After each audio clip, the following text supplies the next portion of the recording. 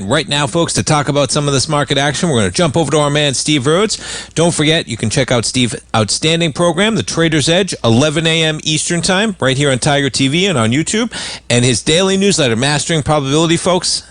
Steve puts out morning updates, afternoon updates, folks, a tremendous amount of knowledge and webinars that come with that as well, and it always comes with a 30-day money-back guarantee, so please check it out. Steve Rhodes, good afternoon.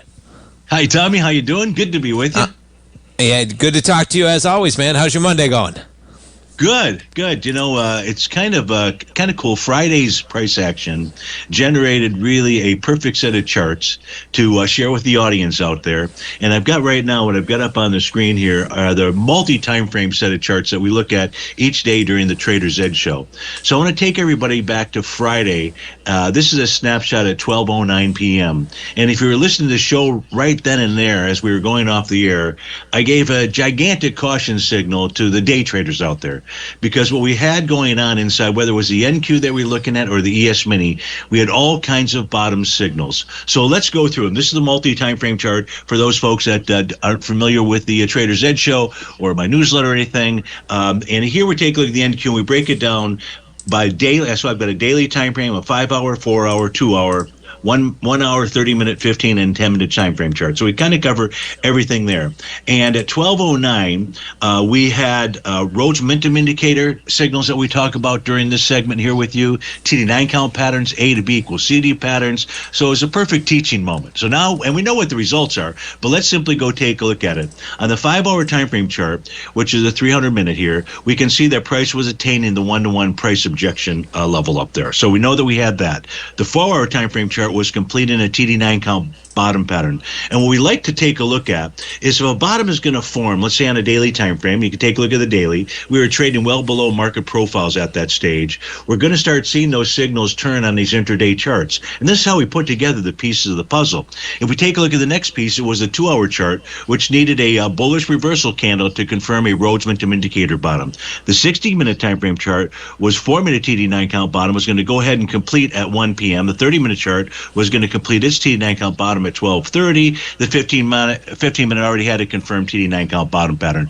So if we went back and we listened to my voice, we were saying there's likely to be a turn that's starting right around 12:30 because of these signals. Now, it could have been also that all these patterns would have failed, but we had everything pointing to the potential for a bottom. And what we then start doing is pay attention to those shorter term time frames, because we're going to see that's where we're going to see the turn start to begin. And each of those intraday NQ charts did indeed form bottom patterns, and we can come in now. So this is the updated chart, if you will. And on Friday, you can see the NQ's got a nice hammer candle. What formed there, Tommy, was a Gartley buy pattern. So that was already giving us a signal to expect and anticipate a rally. As you mentioned, I also put out when needed update chart on the weekend, which I did on Saturday after, I think it was Saturday afternoon or Sunday morning that I sent this out to subscribers out there, and it was showing them to expect and anticipate on the daily charts all of the different Gartley patterns that formed. Here we can see that in the NQ chart we got that confirming bullish reversal candle as well. That identified a bottom. We had the TD9 count bottom pattern that worked on the 240. Rhodes momentum indicator bottom pattern on the 120. And I share this with folks out there because it really is worthwhile to go at least try mastering probability for at least 30 days, because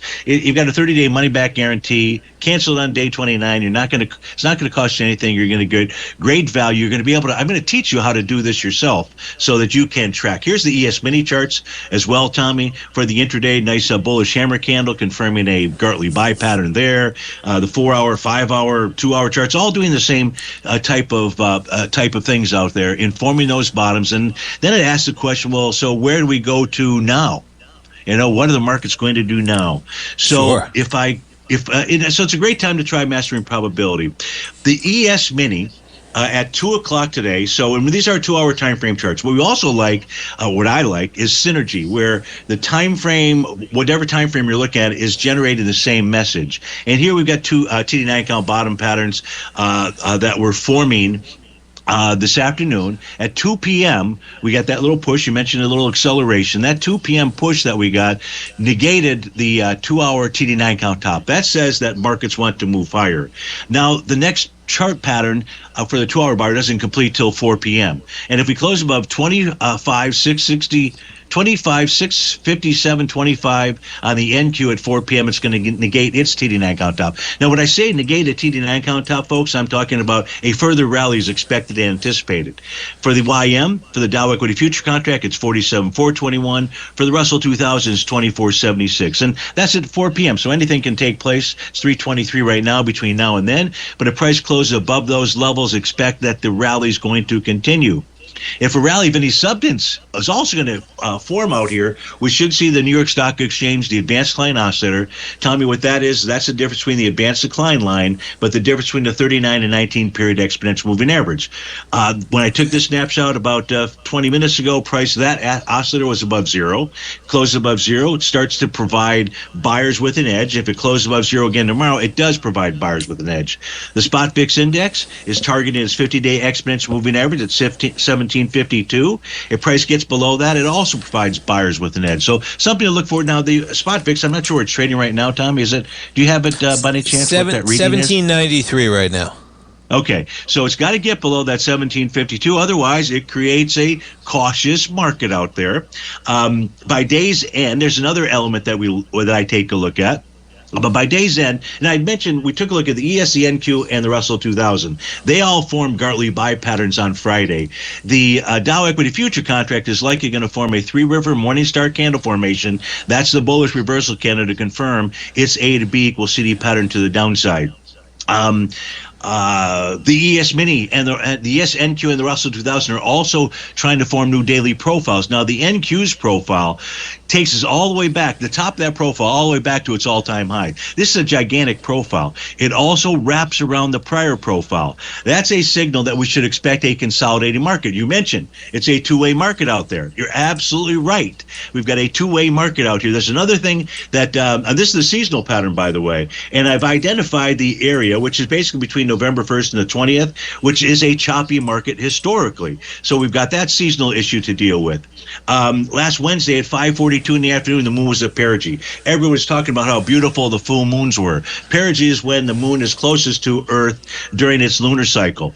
What's also cool is that moment in time, exactly at 5:42, now the markets weren't open at 5:42. So what I do is I take the close of that Wednesday session and then the open of the evening session out there, and I identify those lines. And so it's between 68.26 and 68.28 for the ES Mini. We close above that. That is a bullish signal from a perigee standpoint. For the NQ, it's a close above 25.738 to 25.746. The Dow, 47.436 to 47.450. And for the Russell, it's 24.73 to 24.74. If we close above those, we're getting more buy signals, more bullish signals out there.